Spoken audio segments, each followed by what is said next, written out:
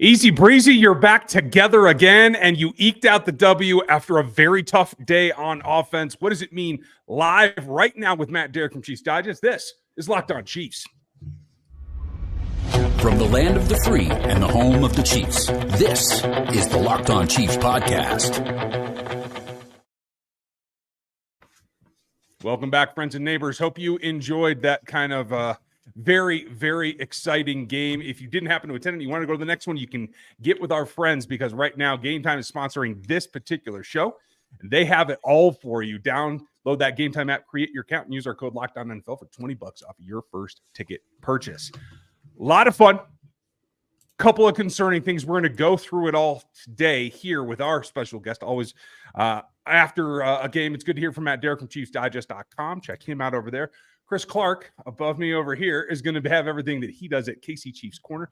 Stats, the information, the cap, the quarterback, it's all there. I'm at NFL33.com and RGR Football, as well as Rogue Analytics and Performance Consulting. Thanks for making us your first listen after this ball game. Check out another Lockdown show for your next one. We are here free and available 5 days a week on every platform, starting on YouTube, like and sub, and then hit Spotify, Apple Podcasts, whatever you're looking for, you can get it all. And the text line is open at 816-357-8781. This defense played great, Matt. Came up when they needed them to. We'll talk about that later in the show. What does it mean for the injury situation with Rashee Rice? That's coming up in the next segment, and we start that it all comes down to this. It doesn't matter how ugly it is. It doesn't matter how, honestly, nail-biting it was or how confounding it is to see you do this to yourself yet again. But they found a way to get it done against an AFC West foe that I honestly didn't think was going to be able to put up much of a fight. In your opinion, Matt, was today's ball game more about the Chiefs not living up to expectations or the Chargers having a good plan and playing above the rim in terms of expectations for them? Yeah, I mean, to me, it was kind of a little bit of just two games in one. I mean, you had the first quarter, which Chargers just absolutely dominated. It had 101 yards in that first quarter. Obviously, the Chiefs came out extremely flat. They get the injury to Rice. There was nothing that went right for the Chiefs in that first quarter. 2 turnovers. I mean, an absolute, complete, and total dumpster fire. And then after that, I mean, the defense cranked it up. And really, the offense started cranking it up too, even though it wasn't maybe the production that you're used to from this team still. I mean, that's still going to be the challenge and question going forward. You started seeing the elements of it. And Mahomes even had a couple of throws in the second half that were vintage Mahomes. That it's like, how can this guy and the guy who threw the interception in the first quarter be the same guy in the same game? I mean, because one of them looked completely and totally like Patrick Mahomes and the other one didn't. So I thought it was really, those two games in one, because after the first quarter, the Chargers, whatever game plan that they had, got shut down. I mean, Chiefs put 17 points on them.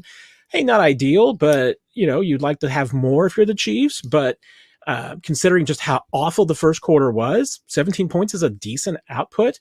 You knew it was going to be a fight, even with the Chargers and with their injuries. But to me, that 101 yards in the first quarter, 113 the rest of the game that the Chiefs defense gives up, those are the numbers that will play. If your defense continues to play like that, you're going to win a lot of football games. There are so many things to talk about in this game. Defense played fantastic, and we will talk about that later.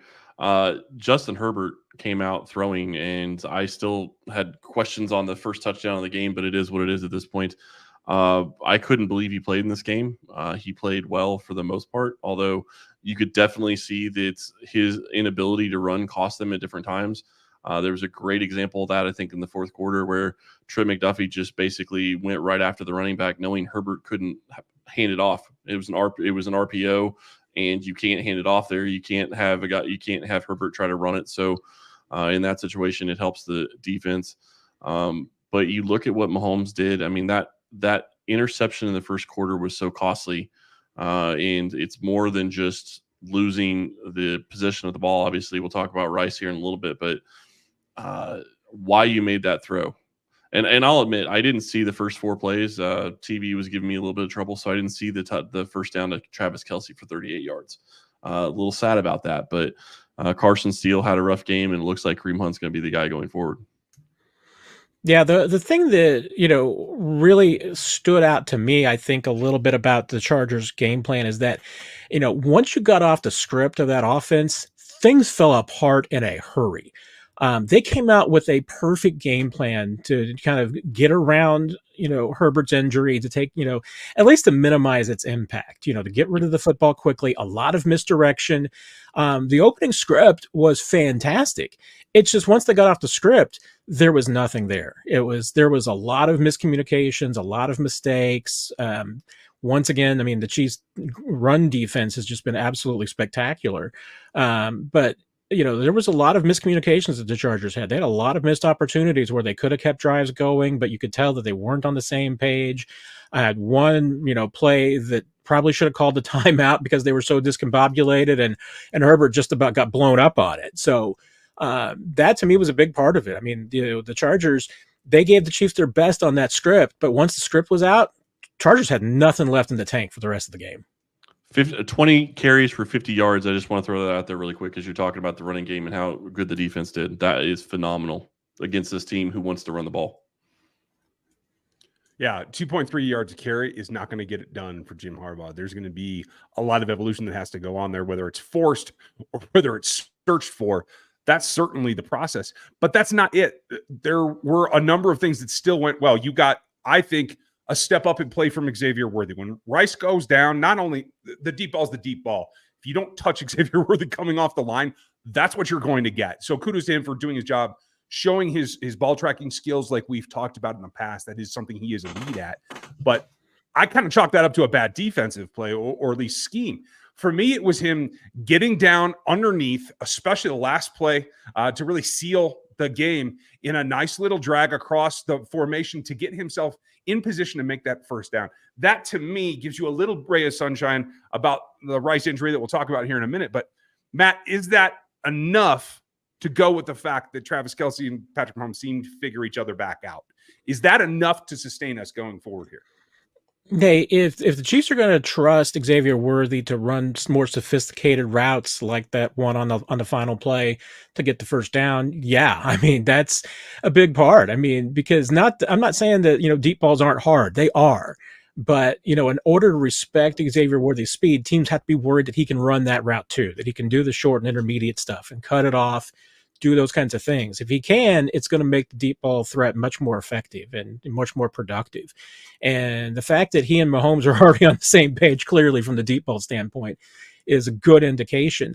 And we can finally put to rest the narrative that, Travis Kelce is washed or retiring or doesn't know what he's doing anymore. You can put to bed. Travis Kelce is as productive, alive, and well in Kansas City's offense.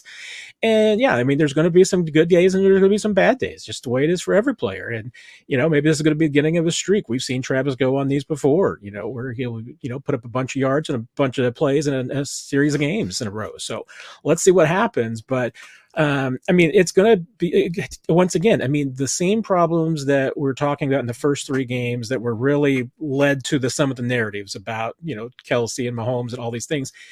There's still signs of it there. The Chiefs are going to have to work on. The protection has got to get better. Mahomes has got to be able to be more comfortable with the protection that he's getting. I think you saw some signs of that, at least in the second half. Kelce's got to be productive. Worthy's going to have to step up. All those things were true going into this game. They're still true coming out of this game.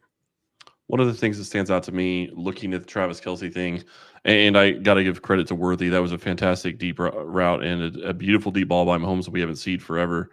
I think somebody tweeted out it is his longest air yard throw in his career. That was just a phenomenal deep shot by him. But one of the things that really stood out to me in the second half, if you go back and watch Travis Kelce, I believe it was a second down in the next to last series or maybe the one before that, where Mahomes just basically throws it within, and there's probably three defenders around Travis.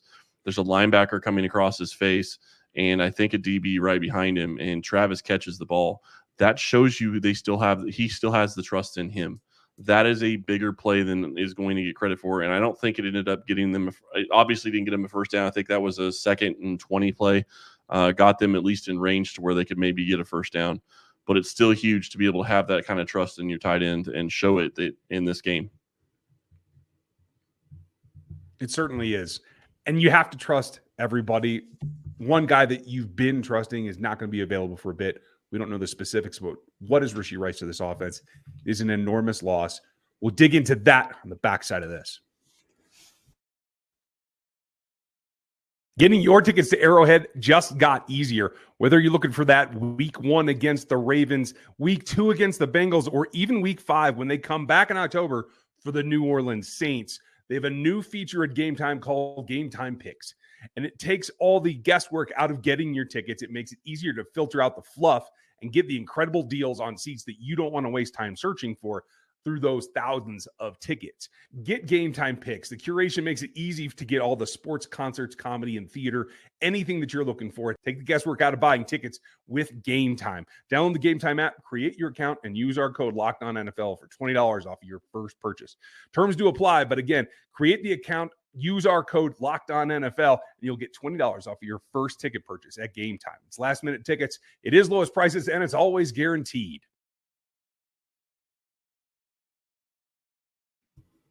Now, as much as you like to see the run game get going, Helson and Mahomes starting to click again, the step forward for Xavier Worthy, none of that can counteract, in my opinion, the loss of Rashee Rice. Broadcast did a good job going on and on about just what he is across the league in terms of his performance so far this season. But let's be honest, the league doesn't matter. It's the fact that he has been the engine outside of the pass, in the passing game, outside of the run, in this offense for Mahomes to try to rely on with the loss of Rice. And maybe I'm reading too much into it, Matt, but Andy Reid's comments going in a half, it tells me we're going to be without him for a while. Hopefully not a season ender, but we'll see what happens. What does that do to forcing the ball to other players so they can continue to maybe not just get ugly wins, but maybe get better wins?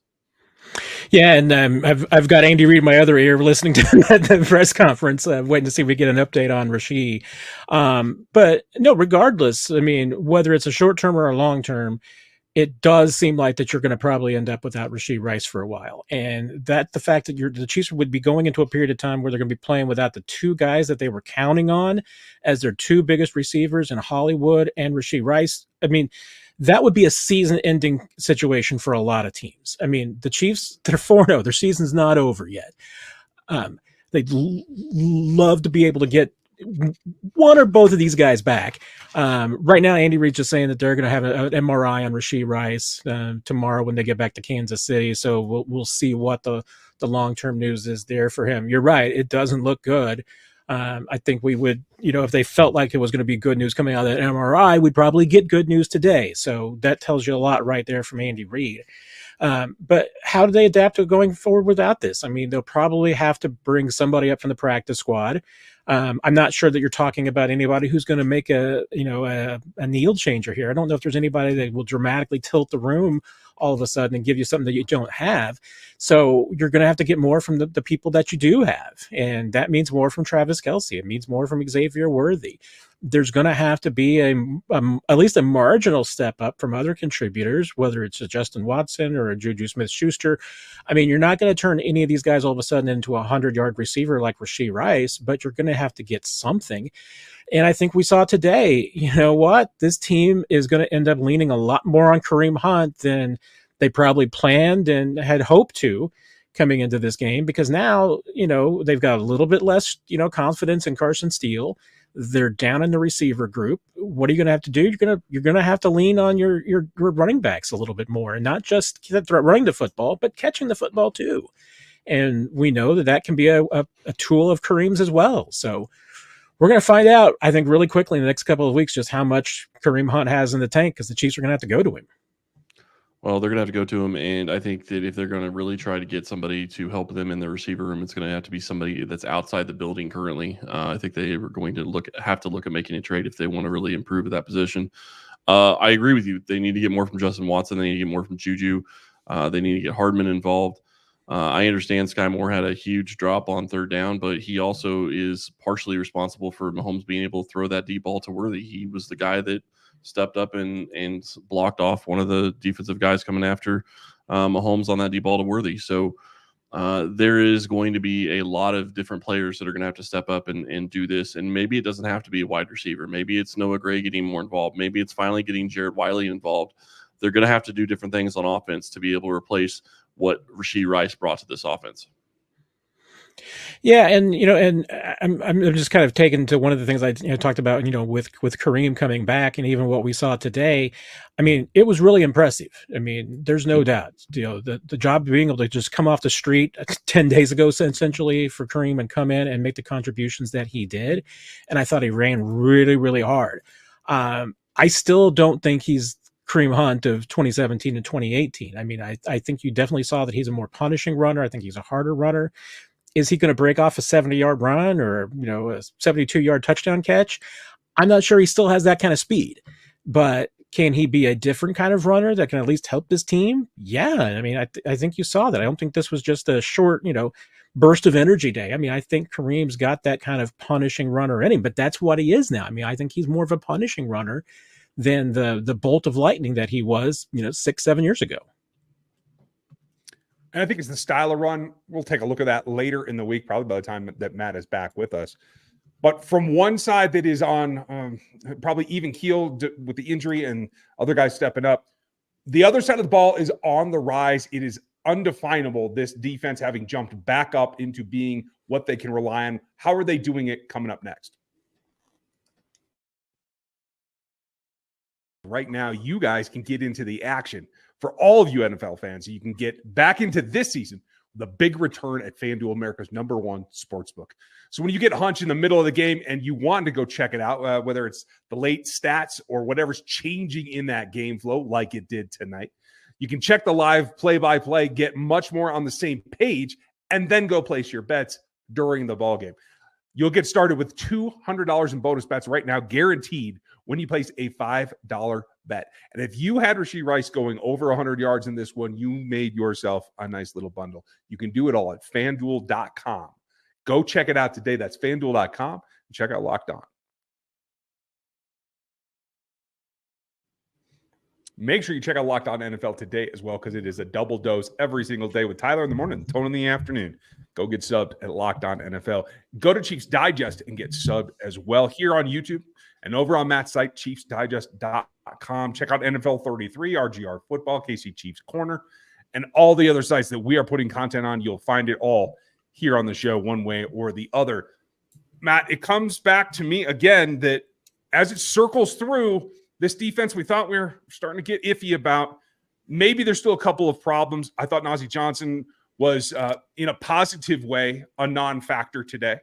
You didn't see a lot of completions to their wide receivers who have some physical size attributes that outweigh a lot of the corners on this roster. So I do think as we swing back the pendulum, this defense is picking up speed in ability to just play the game.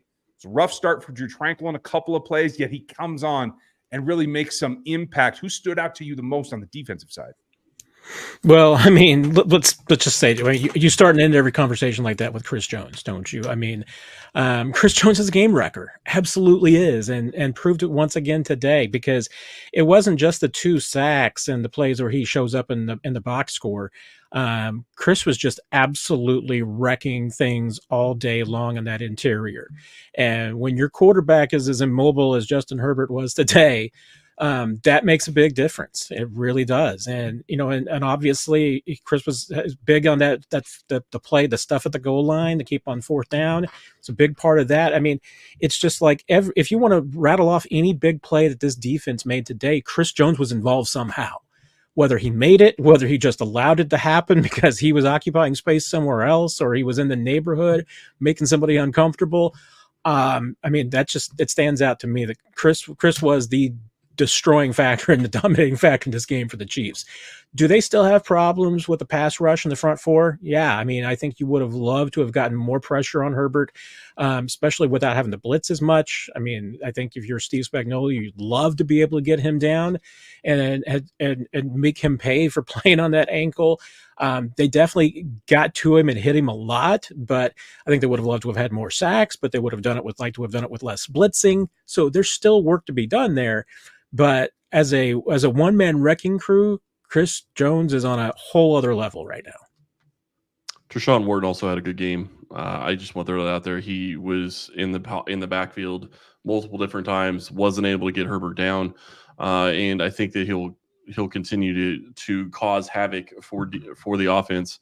But this is a Chiefs team that, they may not be getting the pressure that you would want them to. But one of the big things that we were really worried about, at least I was really worried about, and I kind of mentioned this earlier, going into this game, the Chargers want to run the ball. 50 yards on the ground for the Chargers in this game is phenomenal to keep them to. And that is exactly how you slow this offense down and you stop them. And don't get me wrong, there were some, pre-snap penalties that really hurt the Chargers, kept them out of being able to run the ball a little bit as well. But I thought that Mike Dana was going to be a huge loss in this game because I thought that they were going to be able to run at the edge. They were going to be able to go after FAU at the edge, and I didn't really see that. FAU, I'm not going to say he played great, but he had some tackles that were impressive that I was very impressed with. Him being able to step up and keep them to short gains, if no gain at all. And that's exactly what you need from him in this one. And you start looking at the DBs. What Quentin Johnson have? 1 catch today. I think you're going to feel pretty good about that if you look at this game and go back and look at the stats. Overall, Ladd McConkey was the guy that hurt the Chiefs the most, obviously, and that was kind of what we talked about. Going into this game, is that he was going to be that guy that was going to be hurting them. And 5 catches for 67 yards and a touchdown. It was McConkey that cost them the most. But otherwise, the Chiefs defense in the back end really held up too. There's a bunch of numbers you could point to. Sorry, Ryan. I was going to say there's a bunch of numbers you could point to in this game as being, showing you a lot about this Chiefs defense. But one of the ones that stands out to me the most, first downs. They gave up 6 first downs in the first quarter to the Chargers. 0 in the second quarter, 5 in the third, 1 in the fourth. I mean, the third quarter was a little bit of had its little moments, but giving up an opponent 0 first downs in one quarter and one in the fourth. I mean, talk about just absolutely taking a team out of it. It tells you a lot about the team right there. You're absolutely right. And I actually thought FAU took a big step forward today because he hit the quarterback a couple of times, credited with 2 hits technically, but he was in a lot of plays. And so while it wasn't a dramatic change, it was certainly a step forward in my eyes. That was probably the nicest smile that I got today.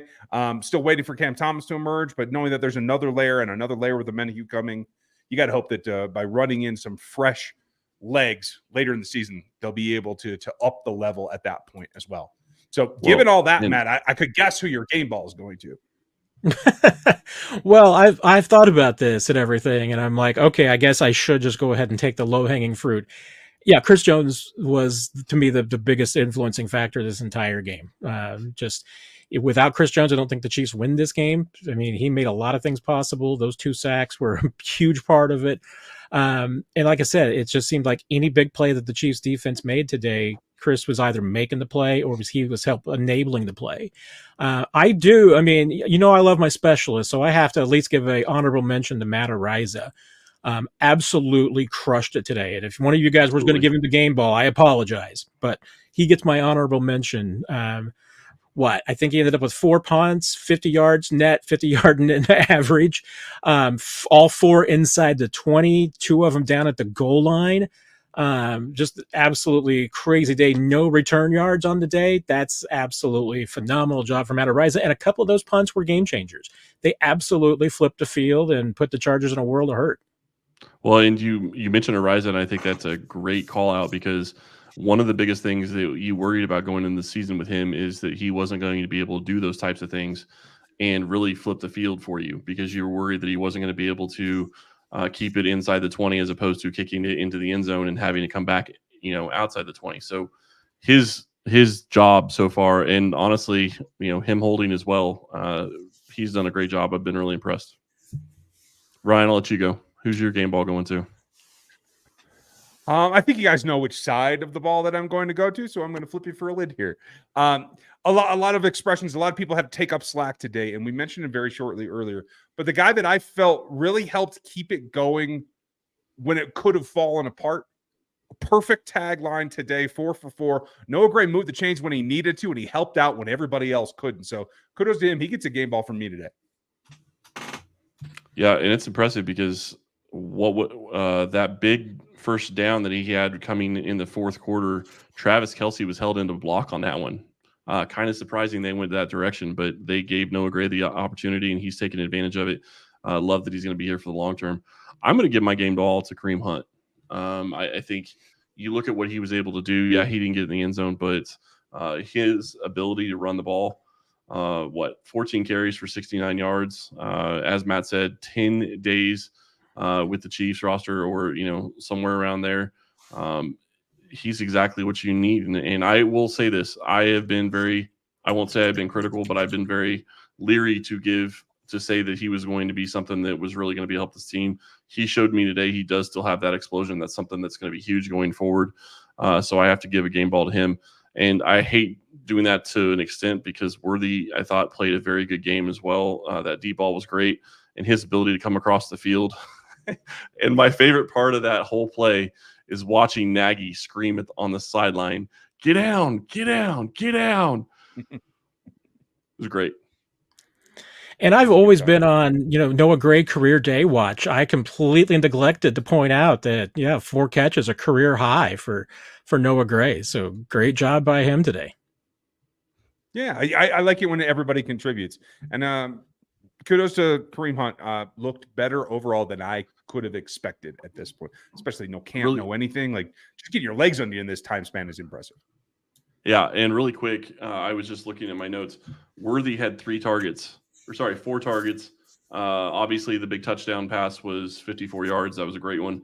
But his other 2 targets came on third down. A third and one, he got a first down, and a 3rd and 6, and he picks up 15 yards to get the first down and gets them to a point where they can win the game. Huge being able to step up like a rookie like that, and glad to see he's able to do that because they're going to need him. With Rice likely to be out for a long time, we still do not have another update on that. It sounds like we probably won't until tomorrow. Well, let's hope that turns out positive. There are some options there. Yeah, we'll see. We'll hear from Andy Reid, tomorrow at noon. But normally he doesn't provide any updates at that point. So we'll see exactly when. Chiefs will not, because of the Monday night game, they won't be back at practice until Thursday this week. So there will be kind of a couple of quiet days on Tuesday and Wednesday. And Chiefs moved to 4-0, which puts them 2 games up in the division against everybody, because I think everybody else is now 2-2. So 2.5 games basically. So good place to be if you're a Chiefs fan. And a bye 2 weeks away. They absolutely desperately need it. Yeah, we're going to see how that comes out next week. Saints did fall today. So, hey, keep an eye out. We will get to that later in the week. Matt will be back with us on Wednesday. We'll have breakdown for you tomorrow. Crossing over to talk about the next game on Thursday, and we'll break it all down and get you ready for it on Friday. So thanks for joining us tonight. Let us know who gets your game ball. Put it in the notes here, the comments on YouTube. You can put it in reviews on Spotify or Apple if you prefer, but YouTube's the easiest way to do it. Thanks for joining us live post game. You'll find Matt later. I don't know exactly where you're going to be, Matt, but let him know. You'll catch 41 is the mic later tonight. It'll be up by midnight at the latest, but just whenever Nick Jacobs and I can both clear our schedules. But we're hoping before 10 o'clock. But cross your fingers. Awesome. I'll be live on RGR here coming up in 20 minutes, something like that. And if you're in the Denver area, I'll be on KOA tonight, breaking it all down across the league. Thanks for joining us today. Make sure you like, sub, hit the bell. Have a good one, and we'll catch you next time.